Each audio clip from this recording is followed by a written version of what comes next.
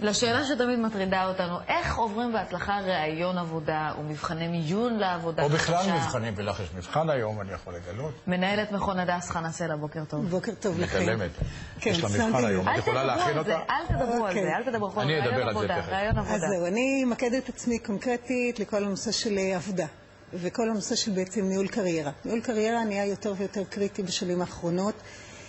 יש מין מצב כזה שבין 30 ל-40 אם לא ניתבת את הקריירה מספיק נכון, מספיק מדויק, יש איזשהו אלמנט של החמצה. עכשיו יש שלבים בדרך. השלבים בדרך כמובן זה ללמוד, להצליח, זה ברור. יש את השלב הזה של לעבור רעיונות עבודה, ויש את הנושא של מבחני מיון.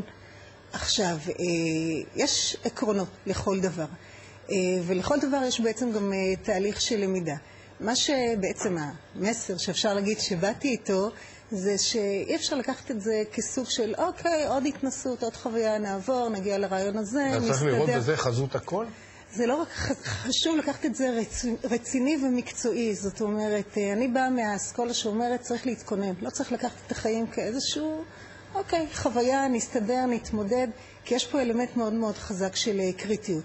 צריך להתכונן לרעיונות עבודה, יש עקרונות של הכנה לרעיונות עבודה שאני והמכון שלי מובילים אותם. מה הם הנקודות החשובות ביותר בהכנה לרעיון עבודה? תראה, יש לי דוגמה קלאסית, היה לפני שנים, הגיע להכנה לרעיון, מישהו שהיה קצין חינוך ראשי לשעבר, לא נגיד את שמו כמובן, והוא עשה את כל הטעויות הנפוצות ברעיונות. זאת אומרת, שפת גוף, קשר העין היה אי שם עם האוויר, כאילו אני לא רואה אתכם ממטר בעצם, כל הנושא של תשובות קצרות, לא מעמיקות. זו הייתה דוגמה קלאסית כמישהו שיש לו פוטנציאל והוא מחמיץ את זה בגלל איזושהי פרשנות שלו של המצב. את מסוגלת גם לקחת בן אדם שאין לו כישורים ולעשות אותו קשיר בעיני הבוחנים?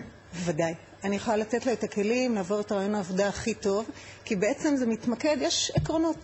רעיון טוב, כמו אנחנו גם מרואיינים בעצם, הוא צריך לעבוד על שפת גוף נכונה, ועל תכנים נכונים. זאת אומרת, לא להתחיל את הרעיון בילדותי, גן ציפור, אלא כאן ועכשיו. העניין הוא שבימינו כבר אין רק רעיונות עבודה סטנדרטיים שאתה מגיע מול מי שאמור להיות הבוס שלך אם תרצה את העבודה, אלא יש מין מבחנים קבוצתיים כאלה. כן, זה תהליך. ומבחנים שחוזרים על עצמם, ואתה צריך להגיע 3 פעמים לרעיון עבודה ולעבור כל מיני שלבים ממש כמו אודישנים לכוכב נולד.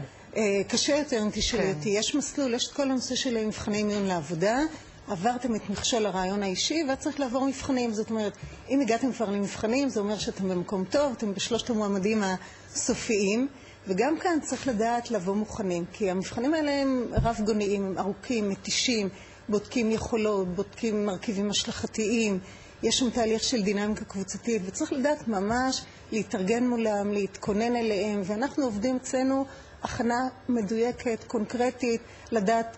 אתן לכם דוגמה קלאסית, יש אנשים שמטבעם עובדים מאוד, אני קוראת לזה מדויק ולעומק, שזה נחמד, יכול להיות טוב לחיים. במבחנים, בקטע מסוים של מבחני כישורים, מבחנים קוגניטיביים, זה עובד נגדם. הם מספיקים מעט מאוד, התוצאות שלהם לא מספיק טובות. יש עוד למשל מבחני דינמיקה קבוצתית. אנשים מצויים בתוך חדר, הם אנשים שהם לא מכירים, אמורים לעבור מטלות קבוצתיות. זה קשה, זה מלחיץ, יש תחושה של אני משחק, זה לא אני באמת. גם לזה אפשר לבוא, להתנסות, לערוך סימולציות של העניין הזה, להבין את הכללים. לרעיון הזה עכשיו, שלך, כן. התכוננת כמו שאת מכינה את ה... שאני מתורגלת, זה המקצוע שלי, זה כאילו, המקצוע שלי זה לדעת לרעיון. נראה לי גם, תודה. תודה רבה לך. תודה לכם. ועכשיו